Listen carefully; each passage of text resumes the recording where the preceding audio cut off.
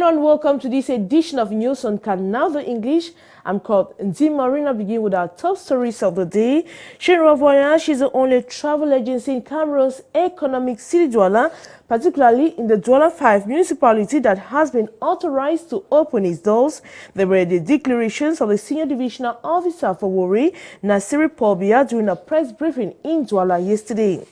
Africans say no to torture. An international conference to discuss human rights issues in Africa has opened in Yaoundé.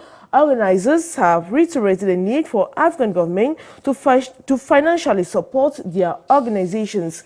And the White House has strongly condemned a visit to Moscow by Syrian President Bashar al-Assad. Those were our top stories. The details when we come back. Hi, I'm glad to know that you are watching the 1 p.m. news on Canal English. Boko Haram attacks have been announced in Dolo village in the north region of Cameroon. About 10 people are declared dead and 15 others seriously wounded. We'll bring you the updates in our subsequent editions. Workers undertaking construction of a new building for the Council Support Fund for Mutual Assistance FECOM are on strike. They are demanding the respect of Public Works Collective Convention. More in the following report. Death threats on this day of no work at the building site of the Council Support Fund for Mutual Assistance FECOM. At stand, the left-hand baffle of workers' requests for better working conditions. At the entrance of the building site here in Mimboman, a neighborhood in Yaoundé, some 80 workers in fury and ready to fight for their right, the right to eat from their sweat.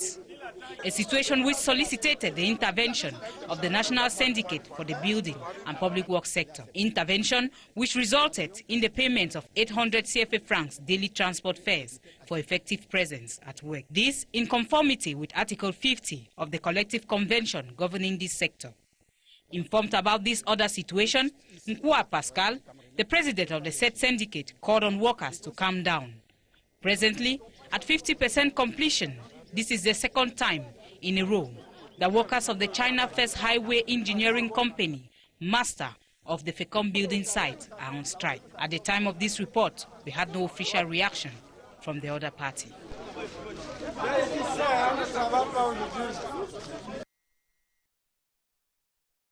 A travel agency in the Douala 5 municipality that has been authorized to open its doors. Those were the declarations of the Wori SDO Nasiri Pobia during a press briefing in Douala yesterday. The SDO said it would intensify the fight against urban disorder in the city of Douala. Steve Fonkam. General Voyage continues to function after it was spared by the Special Commission that spearheaded the campaign on the fight against urban disorder last week. This tolerance granted to General Travel Agency sparked off questions and arguments of all sorts. It is in this light that the senior divisional officer for Vuri, Nasiri Pobia, president of the Commission of the Fight Against Urban Disorder, yesterday expounded on this issue in a meeting at the DO's office in Douala. We have studied all the documents and we noticed that only General Voyage was authorized on the 17th of August 2011 by the present government delegate to function in this sector. When we arrived there and looking at the amount of investment of these businessmen, we asked the government delegate to grant the agency some more time to quit the area. All travel agencies covering the southwest, west and northwest regions of Cameroon will henceforth load at the Sodiko bus station in Bonaberi. And as concerns insecurity at the Sodiko bus park, the senior divisional officer for Vuri answered, "We have taken measures alongside the Douala City Council to light up the area. Everyone can go there and check. There are lights 24 hours on 24 at Sodiko, Bonaberi." Nasiri Pobia affirmed the goal of the commission spearheading the fight against urban disorder, which is to embellish the city of Douala. He also invited once more the travel agency owners to cooperate with the state. Africans say no to torture. An international conference to discuss human rights issues in Africa has opened in Yaoundé. During the opening, the organizers reiterated the need for African governments to financially support their organizations. More in the following report. Prime Minister Philemon Yang, this Wednesday in Yaoundé, presided over the opening of the 10th Biennial Conference on African Human Rights, which has as theme torture, prohibition, prevention, successes, challenges, and the role of the African National Human Rights Commission. The 3-day conference, which is having in attendance some 44 African countries with representatives of La Francophonie, the Commonwealth of Nations, the European Union, associations in the fight against torture, has as objective to identify challenges of national human rights commissions. Torture comes frequently from a wrong application of justice, administration of justice. Detention centers are there to detain people who commit crimes. When you detain people, your goal should be to correct them, but not to torture them. Depriving them of their liberty to move about is already punishment. All the participants present at the opening of the conference have taken the commitment to kick out torture from African societies, especially at a time when the continent is combating terrorism. After electing a new president a month ago, business women in Cameroon, better known as GIFAC, are seeking ways of developing the association and taking it to another level. The meeting, which took place in Douala, saw the attendance of many women from nationwide. Oscar Ngowo completes the story. 9 months after the death of Francois Foning, the founding president of GIFAC, the doors of this association reopened to welcome women who have come all over the country during a mixed general assembly organized by the Secretary General of this association. We are all convinced that we could not continue without uniting, especially after the death of our founding president, who was a bulldozer in business. About 300 women from various regions mobilized here in Douala at the GIFAC headquarters to honor and valorize their contributions. It is just logical that after 26 years, we can sit and understand each other, and together we can discuss on what we can do for our association so that it can last and be taken at the international level. The memory of Francois Foning was remembered during this gathering. Although it was painful, it, however, did not stop this meeting, which was authorized by the divisional officer of Douala. It also witnessed the participation of the representative of the governor of the Littoral region, Madame Eding Diegu, chief at the administrative and judicial section. Today, October 22, marked exactly 27 years since Bikusi music legend Epe Theodore alias Zanzibar left the scene. Our reporter Steve Fonkan presents the man and his career in the following reports.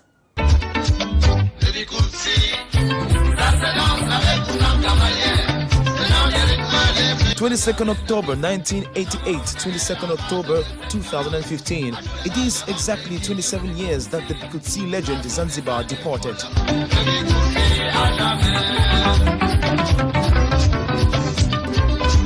Zanzibar was considered one of the major pillars of the Bikusi music genre in Cameroon. Multi-talented, he was at the same time a dancer, singer, and talented guitarist.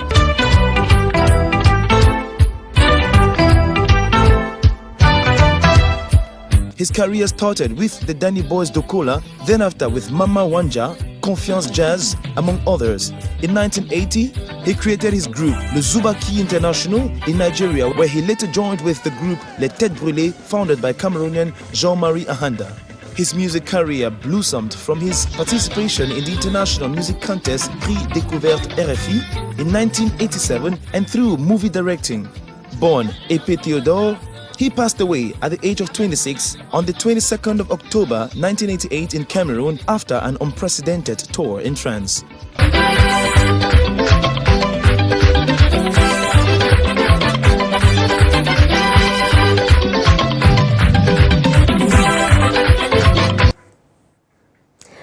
we talk health. About 11,000 people in the UK are involved in the world's largest clinical trial examining whether or not aspirin can prevent cancers returning. Those concerned are early bowel, breast, prostate, stomach, and esophageal cancer. First leg semi-final matches for the 2015 Cup of Cameroon will be played on Sunday. We're already in sports. In the following report, Tariq Divine Jr. says no matter the outcomes, the 56th edition of the Cup of Cameroon will either go to the littoral or to the west region of Cameroon. Let's follow his report. Accepting the manifestation of a bizarre miracle, the next destination of the Cup of Cameroon is open secret. Following draws for the semi-finals of the competition conducted Tuesday.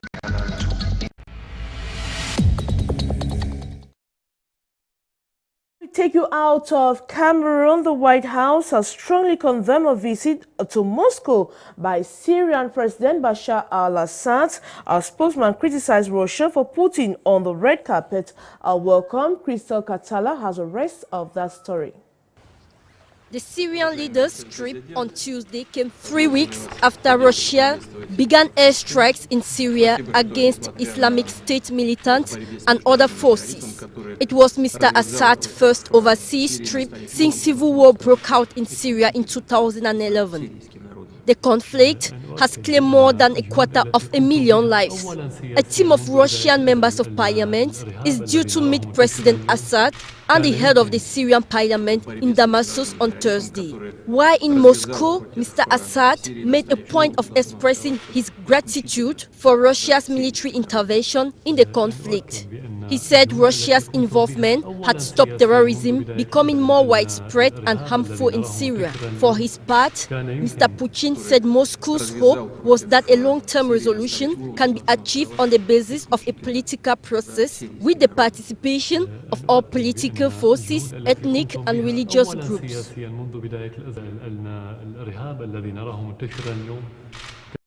And we take you to the U.S. where a man has been charged with murder after a 4-year-old girl was shot and killed in an apparent road rage incident in New Mexico, United States. Tony Torres, 32, was arrested on Wednesday in connection with the death of Elie Garcia. And that was it for this edition of News on Canal the English. I'm glad to know that you were watching. News continue on Canal the English. Good day.